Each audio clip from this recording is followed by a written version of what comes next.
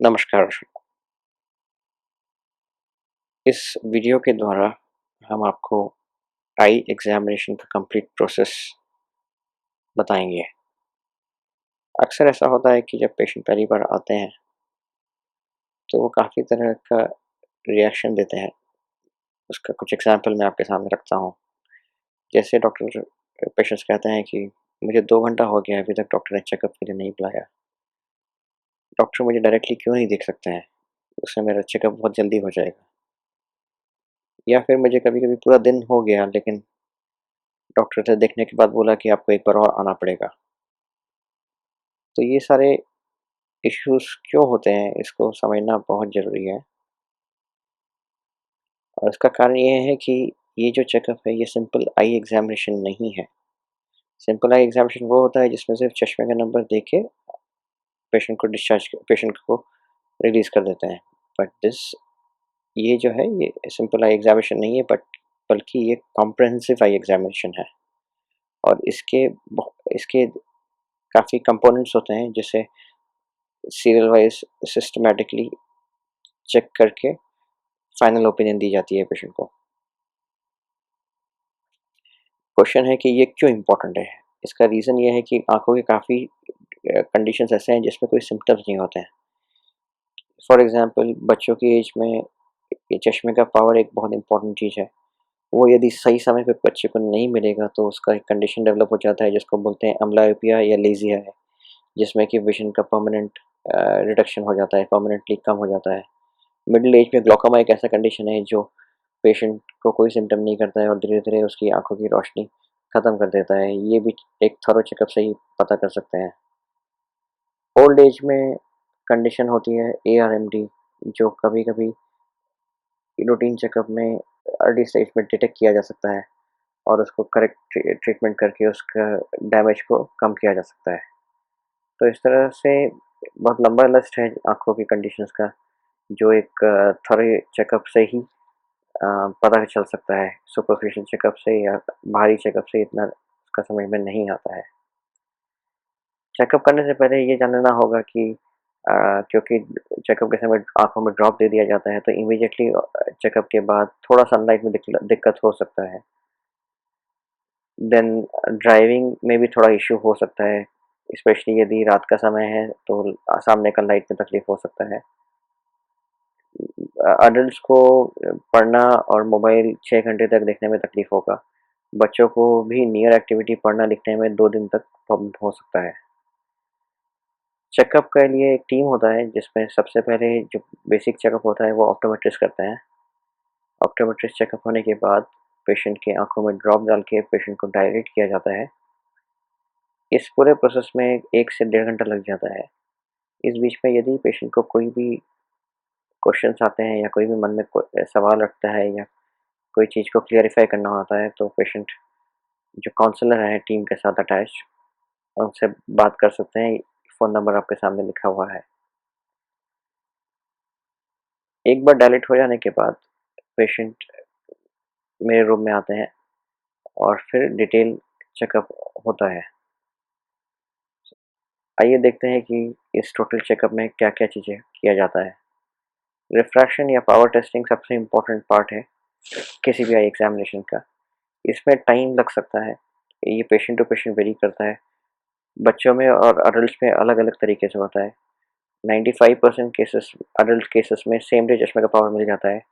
5% cases में patient को 1 दिन और आना पड़ता है। बच्चों में चेकअप एकदम अलग होता है। इसमें एक स्पेशल ड्रॉप्स दिया जाता है आँखों में, और 45 मिनट्स टू 1 आवर के बाद एक रीडिंग लिया जाता है। इस रीडिंग के बेसिस पे बच्चे को एक बार 3 दिन के बाद आना पड़ता है और फिर फाइनल पावर देते हैं। स्लिट लैम्प एग्ज़ामिनेशन से फ्रंट पोर्शन ऑफ द आई, जो आगे का हिस्सा होता है, उसका डिटेल चेकअप हो जाता है। उसमें काफ़ी कंडीशंस डायग्नोस हो सकते हैं, जैसे कैटरैक्ट, ग्लूकोमा, कोई चोट लगना या कोई फॉरेन बॉडी अटक जाना आँख में, या कोई इन्फेक्शन। आँखों का प्रेशर चेक करने के लिए अपलानेशन टोनोमेट्री किया जाता है, जो स्लिट लैम्प को ही अटैच्ड होता है, और ये सबसे एक्यूरेट तरीका है आँख का प्रेशर चेक करने के लिए। इसमें पेशेंट का कोऑपरेशन होना बहुत ज़रूरी है।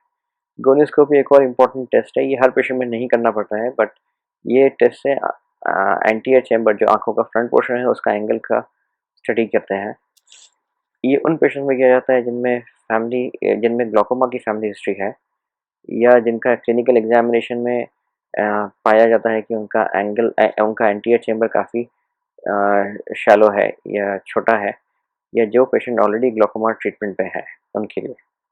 तो कोनियोस्कोपी करने के बाद दो आउटकम होते हैं। एक, पेशेंट का एंगल पूरी तरह से खुला हुआ है या ओपन एंगल है। दूसरा, एंगल काफ़ी नैरो है या बंद है। ओपन एंगल में इतना प्रॉब्लम नहीं होता है, ड्रॉप डाल के इसके बाद प्यूपिल को डायलेट कर दिया जाता है और फिर रूटीन चेकअप हो जाता है। बट जिन पेशेंट में नैरो एंगल है, उन पेशेंट्स में पहले एक लेज़र ट्रीटमेंट करना पड़ता है, और उस लेज़र ट्रीटमेंट को या तो सेम डे करते हैं या फिर पेशेंट एक डेट लेके चले जाते हैं, और उस लेज़र ट्रीटमेंट करने के बाद 1 सप्ताह के बाद प्यूपिल को डायलेट किया जाता है। इसके बाद पेशेंट डायलिटेशन के बाद केबिन में आते हैं और फिर उनका पूरा हिस्ट्री को रिव्यू किया जाता है, पूरा एग्जामिनेशन किया जाता है, फ्रंट से लेकर बैक पोर्शन तक। रेटिना का चेकअप किया जाता है, ऑप्टिक नर्व का असेसमेंट किया जाता है, इनडायरेक्ट ऑप्थेल्मोस्कोपी किया जाता है। सो ये पूरा का पूरा जानकारी मिलने के बाद फिर एक डिसीजन बनता है।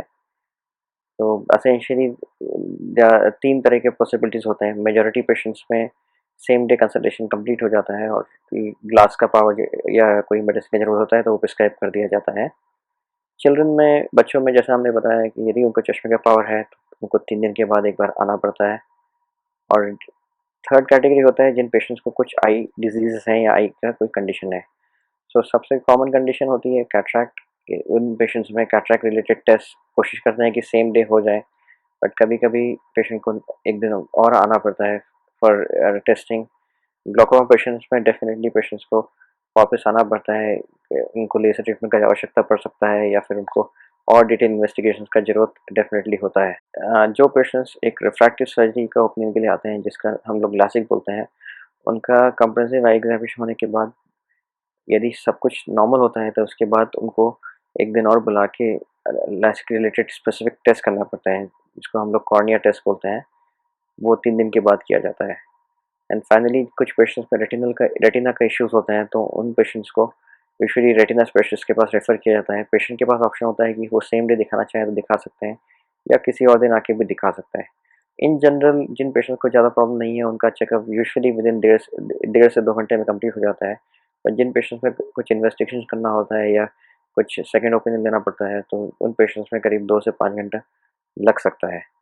यदि पेशेंट्स को लगता है कि उनका टाइम नहीं वेट कर सकते हैं, तो वो इनिशियल चेकअप करा के एक अपॉइंटमेंट लेके जा सकते हैं, और फिर किसी दिन दूसरे दिन आके अपने बाकी के इन्वेस्टिगेशंस कंप्लीट कर सकते हैं। तो एंड में हम यही कहेंगे कि सिस्टमिक आई चेकअप का कोई शॉर्टकट नहीं है, हर एक स्टेप इम्पॉर्टेंट है। एंड इस चेकअप से बहुत सारी कंडीशंस को करेक्ट टाइम पे डायग्नोस करने के ट्रीटमेंट करने से अल्टीमेटली पेशेंट्स को बहुत फ़ायदा होता है। सब और इम्पोर्टेंट बात है कि उस दिन किसी और चीज़ का अपॉइंटमेंट ना रखें, बिकॉज़ एनीवे पेशेंट्स को ड्रॉप दिया होता है तो देखने में वैसे ही दिक्कत होती है। दूसरा बात है कि कब फ्री होंगे ये भी एक अनप्रेडिक्टेबल है, तो इसलिए वो दिन कंप्लीटली आई चेकअप के लिए रखें। Thank you for your patient hearing.